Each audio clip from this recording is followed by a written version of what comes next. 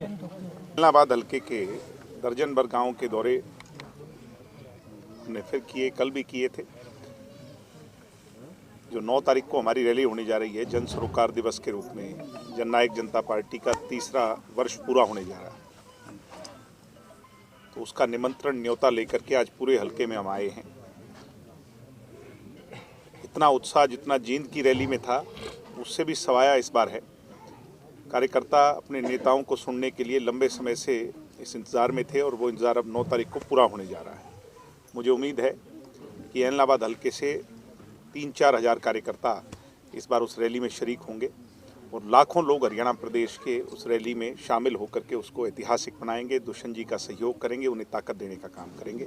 इसके लिए ही आज हम सभी लोग पार्टी के कार्यकर्ता जो हैं वो गाँव-गाँव जाकर के न्योता निमंत्रण दे करके आए हैं। तो इसी विषय में आए थे। कोई आपके प्रश्न है तो उसका जरूर जवाब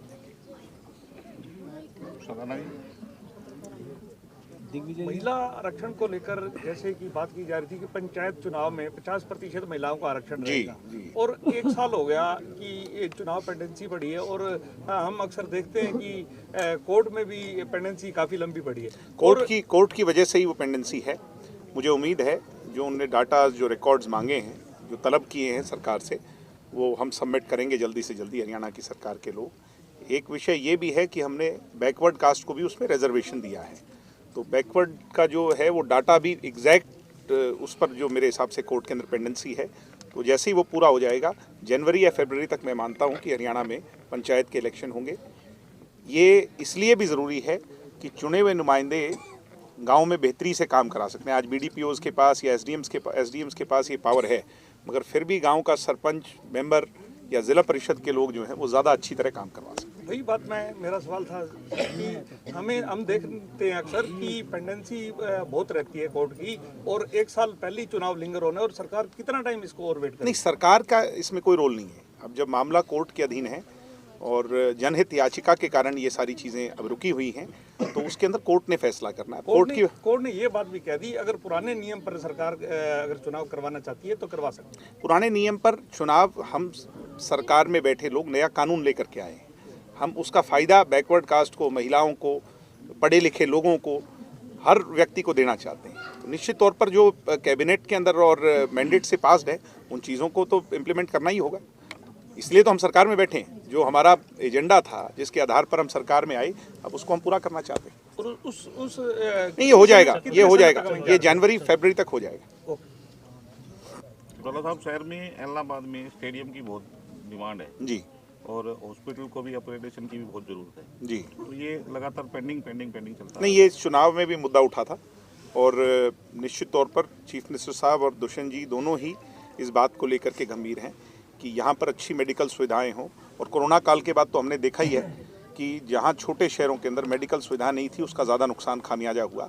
अब उस बात को लेकर के प्रतिबद्ध हैं और स्टेडियम की बात आपने जैसे उठाई, मैं उन तक पहुँचाऊँगा। बिल्कुल सर, एक और बात है कि यहाँ पर पिछले जो कोरोना की वेव चली थी तो उसमें ऑक्सीजन प्लांट लगना था जी, और थर्ड वेव फिर आ रही है जी। तो प्लांट अभी तक नहीं लगा है।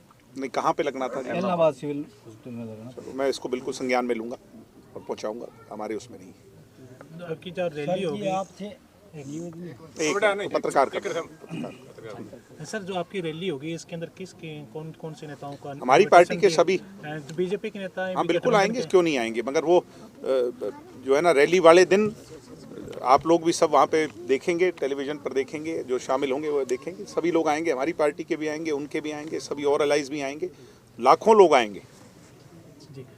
हमेशा दिग्विजय कृषि कानून वापस हो चुके हैं जिन पे किसानों को एतराज़ था जी, लेकिन अभी भी कई जत्थेबंदियाँ वहीं बैठे हैं, वो अड़े पड़े हैं, अभी हम नहीं छोड़ेंगे। देखो 2-3 मुद्दे हैं।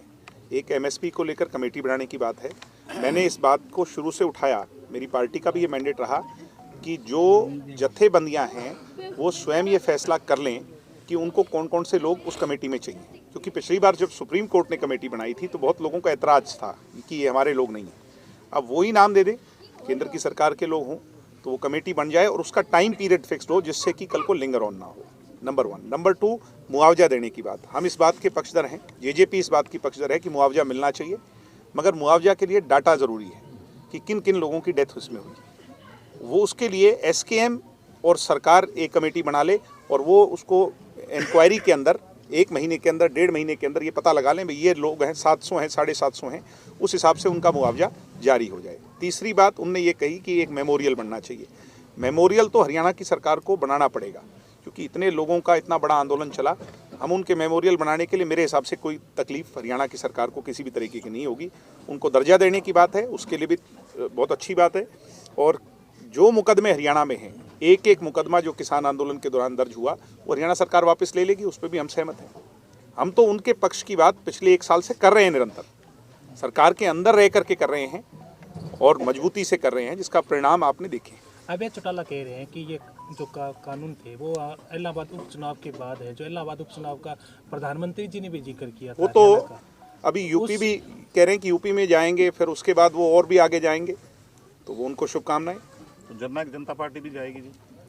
नहीं, मैंने कहा कि हम तो एक अलायंस में, हम गठबंधन में हैं, वो हमारा अलग विषय है। जैसा आपने अभय सिंह जी की बात उठाई, उनको ये लगता है, उनको ये गलतफहमी है कि उनकी वजह से ये रद्द हुए हैं, तो वो यूपी भी जाएंगे और आगे और भी प्रदेश में होने हैं, वहाँ भी जाएं।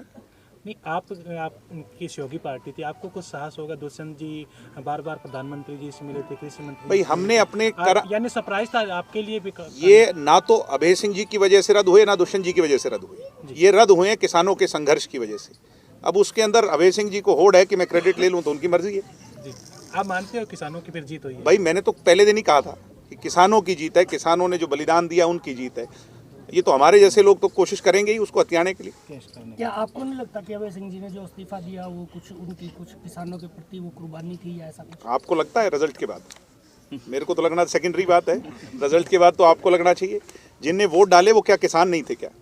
ये तो पूरा ग्रामीण क्षेत्र है, यहाँ तो शहर बहुत कम है, 18,000 ही वोट शहर के पोल हुए, तो उसके बाद आप आंकलन कर लीजिए, तोल तराजू कीजिए।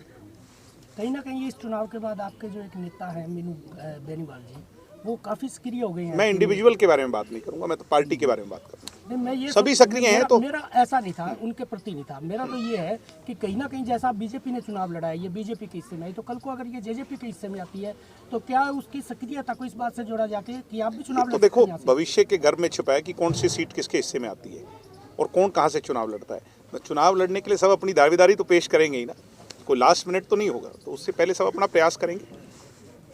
उपचुनाव से पहले आपके जो विपक्ष में थे वो कह रहे थे मध्यवर्ती चुनाव होंगे इलाहाबाद का। अब भाई मैं क्या कहूँ उनके बारे में, बहुत सारी बातें हैं, पर फिर अच्छा नहीं लगता, क्योंकि हम सब एक जिम्मेवारी से बंधे हुए हैं, तो हम उससे आगे नहीं जाना चाहते। ये उनकी आदत है, उनसे पूछें, हम तो आगे। ठीक है जी। तो इसमें किसानों को फायदा होगा या नुकसान होगा, इसमें क्या कहना चाहेंगे? मैं शुरू से इस बात का पक्षधर था कि किसानों के लिए हित में अच्छे कानून बनने चाहिए, मगर इन कानूनों में बहुत सारी कमियां थी, जिसको हम समय समय पर उजागर करते रहे। उन कमियों को दूर कर करके मैंने कहा था भी एक थाली है, उसमें अच्छी सब्जियां भी हैं और ऐसी भी हैं जिससे पेट खराब होगा, वो निकाल देनी चाहिए, अच्छी को रख लेना चाहिए। मगर इस बार ये स्वीकार नहीं था, तो सब रद्द हो गया। लेकिन कल दुष्यंत जी ने रोहतक के अंदर प्रेस कॉन्फ्रेंस की थी, उन्होंने कहा था कि ये कानून थे वो अच्छे कानून थे। उनने ये कहा, समझ नहीं पाए इनको। उनने ये कहा कि इनके अंदर बहुत सी अच्छी चीज़ें थी, कम से कम उनको तो ले लेते, हम वो भी नहीं ले पाए। ठीक है, ये समय रहते जो कुछ भी था हुआ, ये एक साल का बुरा दौर था, ये चला गया। अब प्रधानमंत्री जी ने उसको वापस ले लिया। हरियाणा की सरकार को भी अपना धर्म निभाना चाहिए।